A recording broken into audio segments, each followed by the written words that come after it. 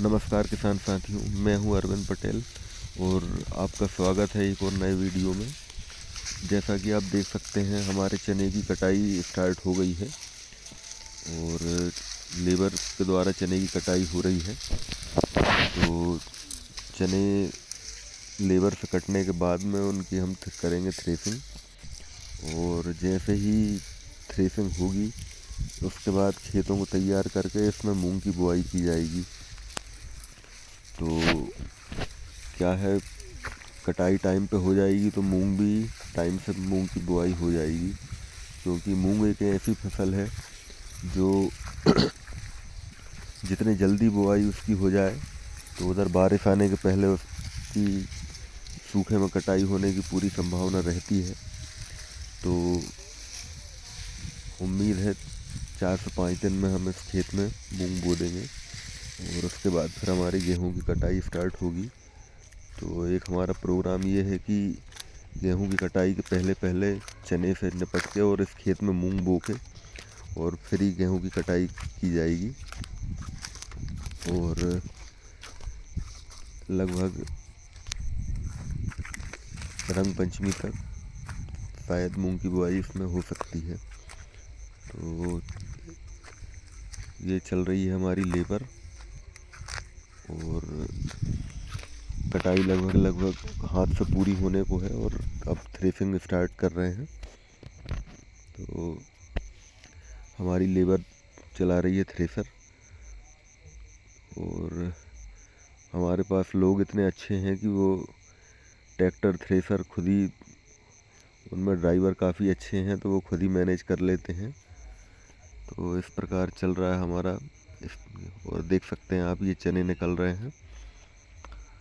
अब लेबर कुछ ज़्यादा मात्रा में है तो कुछ लोग इकट्ठे भी कर रहे हैं, थ्रेसर भी चल रही है, तो सभी काम एक साथ में चल रहे हैं। तो थ्रेसिंग में ज़्यादा से ज़्यादा हमको आज और कल तक हम थ्रेसिंग से भी निपट जाएंगे और उसके बाद में अपन फिर इन खेतों को कल्टीवेटर, रोटावेटर और फिर लेजर चलाने के बाद में सूखे में सीड ड्रिल चला के और फिर इनमें पानी लगाएंगे। तो इस प्रकार चल रहा है हमारा थ्रेसिंग का काम अभी फ़िलहाल। और अब यहाँ पे ये हम, क्योंकि जो चने की ट्राली थी इसको खाली करने जाना था तो ट्रैक्टर को बदल दिया है। तो चल रहा है हमारा चने निकालने का काम बस। और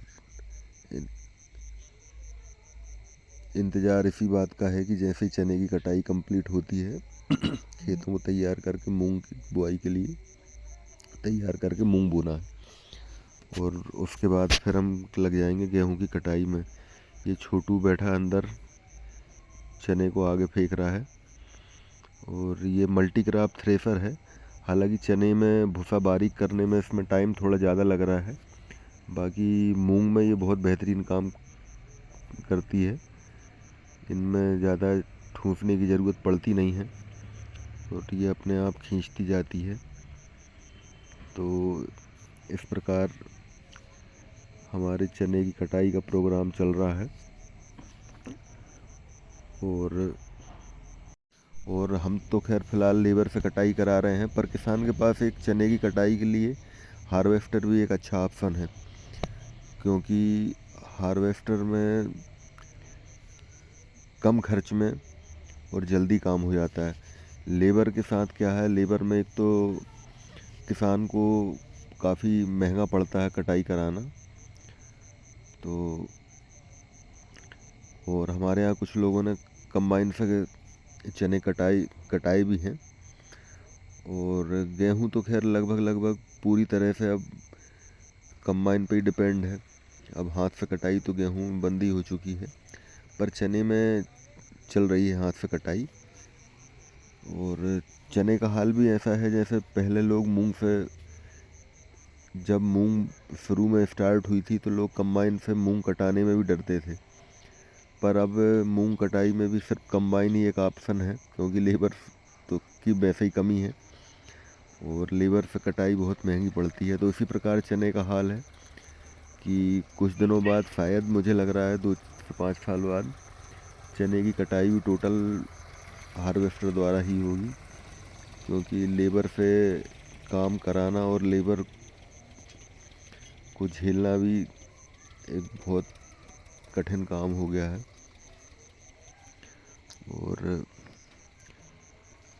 कंबाइन हार्वेस्टर में जो काम 2,000 रुपये पर एकड़ हो सकता है, वो लेबर से 6 से 7,000 रुपये में कंप्लीट होता है, क्योंकि कटाई के बाद थ्रेसिंग का खर्च भी उसमें तो जोड़ा ही जाएगा।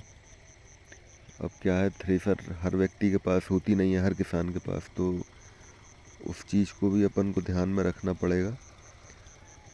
तो ये था हमारा आज का चनों का वीडियो। अब किसी दिन मूंग के विषय पर अपन चर्चा करेंगे। धन्यवाद।